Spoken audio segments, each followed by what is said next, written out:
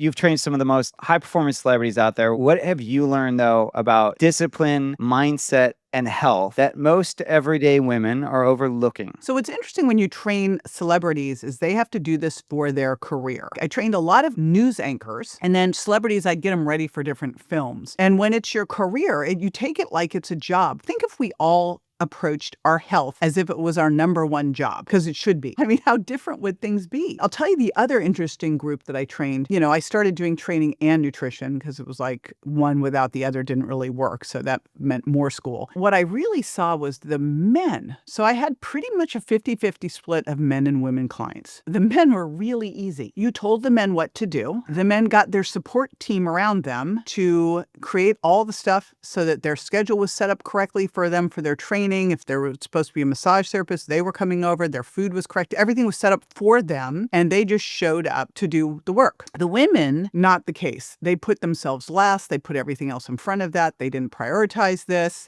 I was like, oh my gosh, come on. Just that little thing that you look at and you go, women, you need to stop putting yourself last on the list, put yourself at the top of the list. That whole oxygen mask on you first is true. No one listens to it, but you got to do it. And the reality is, if you want to be a great mom, role model, guess what? They're watching you. So if they're watching you not take care of yourself, they're not going to take care of themselves. It's such a good point. And I have to wonder if that is why we're seeing that kind of boomerang effect right now, because it feels like so many of the topics right now are about not only women empowerment, but women's health. Like we're seeing a lot about menopause. I see it all over social media now, and I never used to see it. Well, it might be what you're following. I see palm cheese and chihuahuas all over.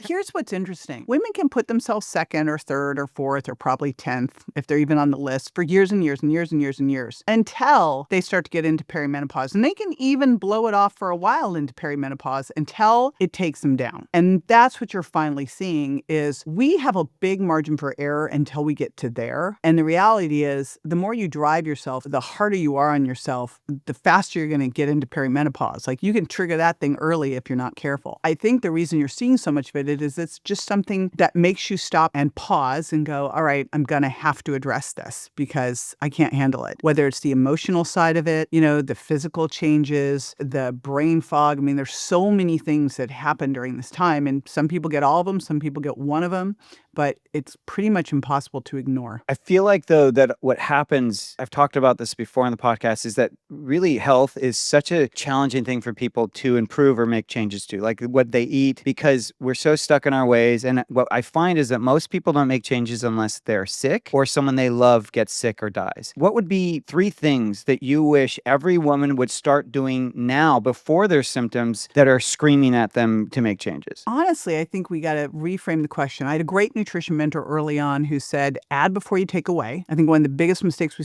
think in nutrition is taking away before we're adding. And then I love Tim Ferriss's question of like, what if it were easy? What if we looked at things that we could start to put into our daily life? What if we added before we started taking away? I think the most important thing with women is to ditch the traditional scale because it has destroyed us. It has totally ruined our whole mental health, metabolic health, and metabolism because it's made us track the wrong metric for success. If I want to lose a lot of weight, what I need to do is stop all resistance training. I need to just kind of run around as much as possible and starve myself. And I will drop muscle like nobody's business. And I'll be a soft, flabby, unhealthy, sarcopenic, frail human. And that's what the scale would tell you to do. The first thing we need to do in terms of women is really track what matters. And the reality is you can't do that with the traditional scale. You have to get a bioimpedance scale. I'm checking out right now because apparently now you can even do it with your phone and some measurements. But what we're really trying to get to is how much of your body is fat-free mass. That's everything but fat. And to focus actually on proving that before you even start to worry about losing fat. We were taught the exact opposite in grad school. In grad school, I was literally taught, do not have someone lift weights until they lose the weight. Can you imagine that? Do not have someone lift weights till they lose the weight. No one would ever lift weights. You saw it happen on The Biggest Loser. If you focus on losing lots of weight, you're going to create metabolic adaptation. It's going to happen where you start to burn less calories than you should at the weight that you are. So you've got to focus first on building that muscle that will improve your insulin sensitivity, that will give carbohydrates a place to land. It's a sugar sponge that will start to support a better metabolism. It's actually going to help you lose fat, especially if you then do the second thing, which is eat to support the muscles. So eat protein first, eat carbohydrates that are rich in fibers and whole. If you eat to support your muscles, a whole lot of shift happens without you even trying. What's happening is that there's a lot of confusion. There's almost too much information out there now, and that people don't know where to start. For the person that is feeling kind of stuck, is there just kind of even one thing that you would recommend they do just to kind of start shifting things, start shifting whether it's a mindset or their body or anything of that sort, to just start down this path? Yeah, I think it always has to start with your mindset. I think that's the single most important thing. I was doing a talk and someone in the audience said, how do we avoid the rebound weight gain? I mean, if you look at the average diet out there, 95% recidivism rate within 5 years. How do we avoid that? And I said, the way you avoid it is to find fitter friends. I actually put that out online and got attacked. You're telling me to dump my friends. I go, I didn't say that. What I said is get around some people who will challenge you, who live a fitness lifestyle. If you're hanging out with me, we're not staying out till 1 a.m. I go to bed at 9 or 10. I get up early. I'm going to work out. We're going to eat healthy. So it's not even an issue. You wouldn't have an issue being with me because you just be living healthy. Just like that Jim Rohn quote of you are the average income of the 5 people you hang out with. You're actually the average